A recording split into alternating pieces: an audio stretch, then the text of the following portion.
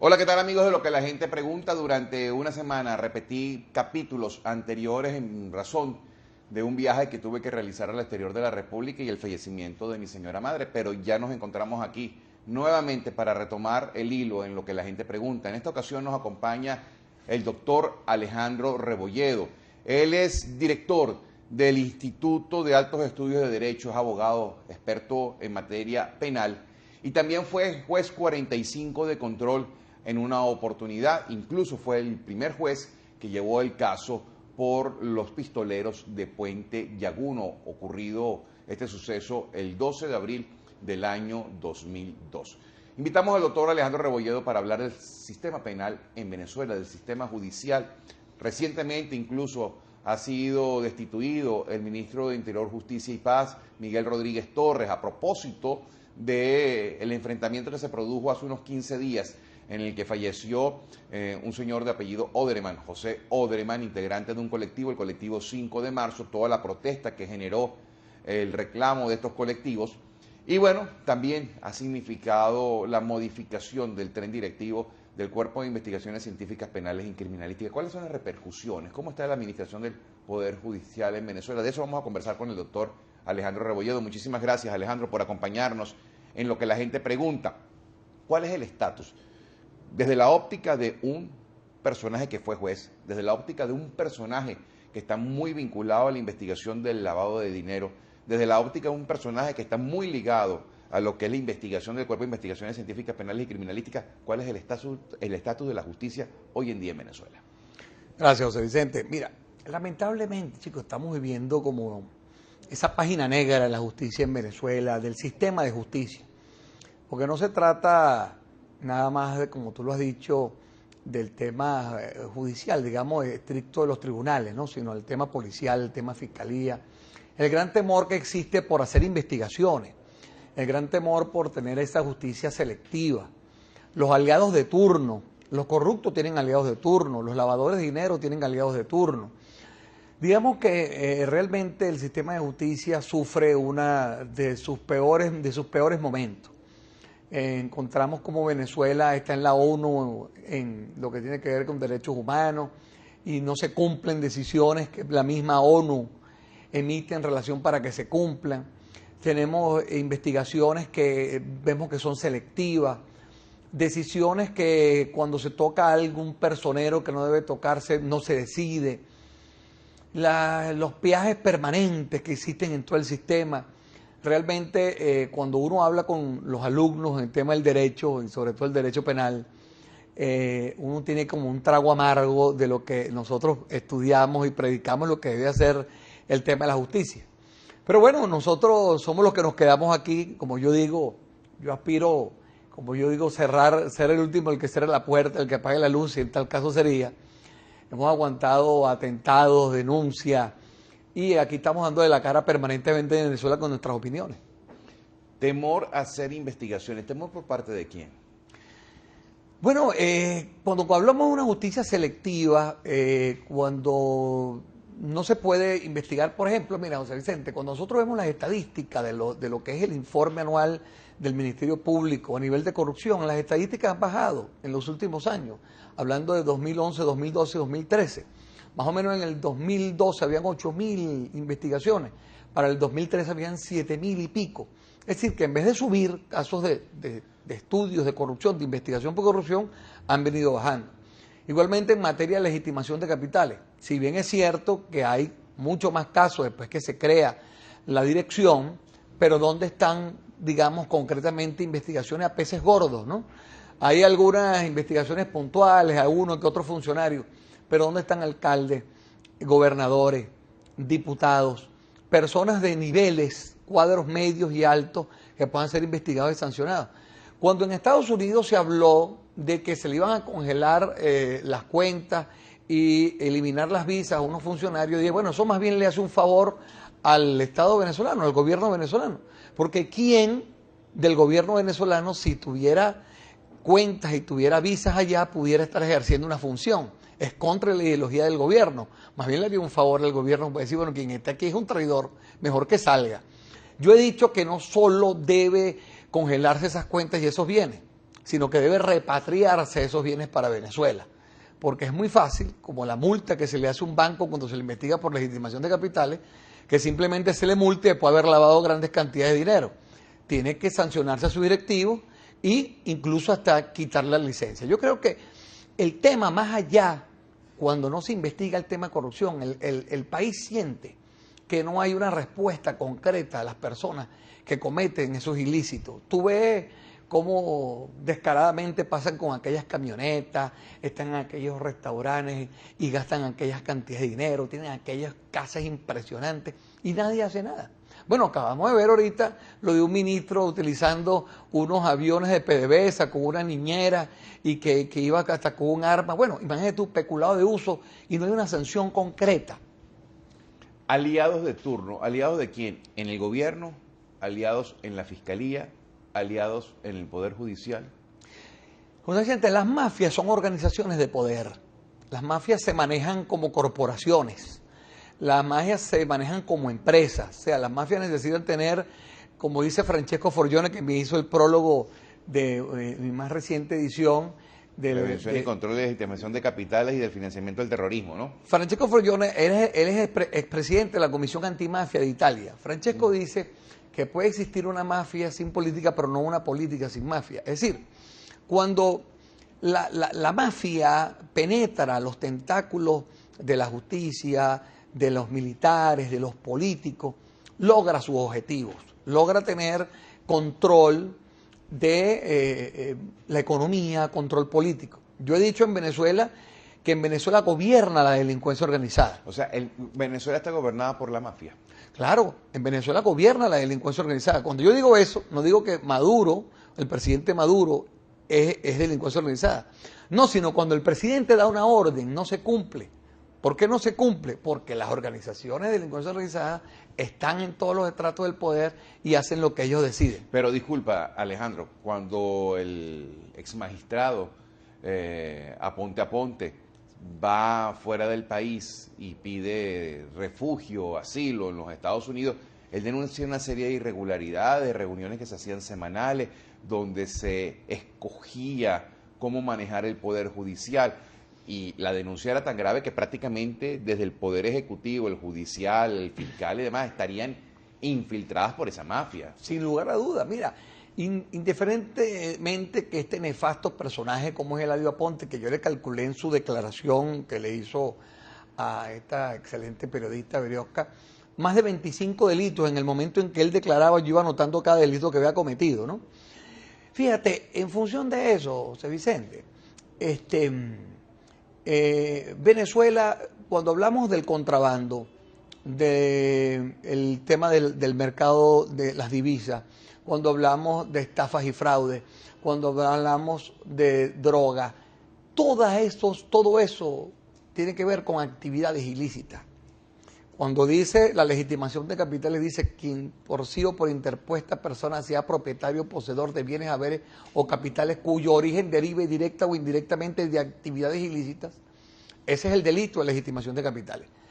Todo, cuando hablamos nosotros del contrabando, ¿qué nos decían a nosotros? Bueno, ustedes exageran. Bueno, cuando el gobierno decidió actuar contra el contrabando, ¿qué ha conseguido? Organizaciones, mafias, dirigiendo toda esa estructura que no se acaba de la noche a la mañana porque da mucho dinero. Fíjate, igualmente tiene que ver con el tema de la gasolina. Cuando si con $1, el dólar que está en el paralelo más o menos a 100, con esos 100 bolívares tú compraras más o menos 900 litros de gasolina. Si está a $3 en Colombia, con esos $3 tú pudieras igualmente hacer el cálculo cuántos litros pudieras comprar. Te darás cuenta que el negocio es sorprendentemente grande. Ese contrabando, ese tema de la gasolina que es nefasto, que nos está haciendo tanto daño. Esas organizaciones de poder, por eso yo digo, la delincuencia organizada está gobernando. Las mafias, las organizaciones de poder están llevando las riendas. Por más que tú quieras hacerlo, tienes las manos atadas, al menos que decidas cambiar la política. Pero quieres hacerlo porque se presenta un ejemplo. Un enfrentamiento en condiciones dudosas produce la muerte de un señor de nombre José Odreman, integrante de un colectivo. Previo a su muerte, declara ante los medios de comunicación: si a mí me pasa algo, el responsable es el ministro Rodríguez Torres. El hecho es que se va hacia el 6CPC, la orden de captura es contra los integrantes del 6CPC y en definitiva el ministro todopoderoso es destituido. Entonces pareciera que cuando se puso en la balanza el colectivo o la institución se inclinó hacia el colectivo. Bueno, en el año 98 nosotros hicimos un congreso mundial que se llamó Violencia 98 y uno de los factores producto de violencia era la traslocación de valores. Fíjate, cuando tú debes recordar algunas tantas entrevistas que tuvimos tú y yo, que dijimos, cuando si se va a eliminar la policía metropolitana, tienen que tener mucho cuidado, por esto puede convertir en paramilitares. Fíjate, ese colectivo 5 de marzo, precisamente, ¿quién es? Una serie de exfuncionarios que cuando lo oyes actuar en grabaciones que van sacando poco a poco, ellos dicen que van protegiendo zonas, que les denuncian, que es una actuación paramilitar. Mira, lo que le costó a Colombia, José Vicente, desmontar 32.000 paramilitares que pudieran bajar las armas y después tener unos juicios con la justicia transicional, que la pena no pasara de 5 o 8 años por todos los delitos que habían cometido, fueron traumáticos. Esta situación de estos sujetos y sobre todo de cómo fueron los hechos en ese edificio, que hasta lanzaron una granada, le iban a los funcionarios con un fuego cruzado, los funcionarios que eran la autoridad, iban tratando de neutralizar la situación porque los mismos vecinos fueron los que los llamaron y les dijeron que habían unos funcionarios secuestrados, iban anunciando lo que estaba pasando. Bueno, llaman al BAE, llaman a robo, llaman a vehículos, que eran los funcionarios de mayor, desarrollo de golpe, de pegada, ¿no? Contra estas situaciones. Bueno, resulta que 6 funcionarios vienen a hacer ahora lo que tienen orden de aprehensión. Cuando todas esas armas que tienen esa gente, de 9 milímetros, granadas, R-15, ¿de dónde salen estas armas? Y después, bueno, con esa decisión de sacar al ministro, es una decisión que por lo menos deja muchas dudas cómo fue. Todo el mundo dice, bueno, ¿cómo habrá sido si es una relación que tiene que ver con los colectivos? Y este señor Oderman decía que si le pasaba algo, tenía que ver y responsabilizar al ministro. Es decir, esa traslocación de valores hace que haga más dudas y haga más agua lo que es el tema de la justicia en Venezuela. Quiere decir que lo antiinstitucional es lo que manda en el país. Cuando tú pones la balanza a favor del colectivo, ¿cómo queda la posibilidad de respétame la ley? ¿Cómo queda la posibilidad de respétame las instituciones? ¿Cómo respétame la posibilidad de ver por el carril cuando pareciera que si tú le das respaldo al gobierno, independientemente que puedas estar fuera de la ley, eso es lo que vale? Así es, lamentablemente, y lo otro es que cuando cuando han pedido que no se criminalicen a los colectivos, pero cuando tú lo ves encapuchado, lo ves con armas de fuego, lo ves con motos recorriendo la ciudad con mucha agresividad, tú te das cuenta de que no se trata más de grupos que apoyen lo que digamos es un desarrollo social. Por supuesto que no se deben meter todos como siempre, como es lógico, ¿no? Como es lógico, pero ese grupo daña a lo que puede ser un desarrollo. Yo me acuerdo que nosotros en el Estado de Aragua desarrollábamos todo lo que tenía que ver con las cooperativas, con los microempresarios, y eso en definitiva eran colectivos, pero eran personas o eran grupos que se dedicaban al desarrollo social.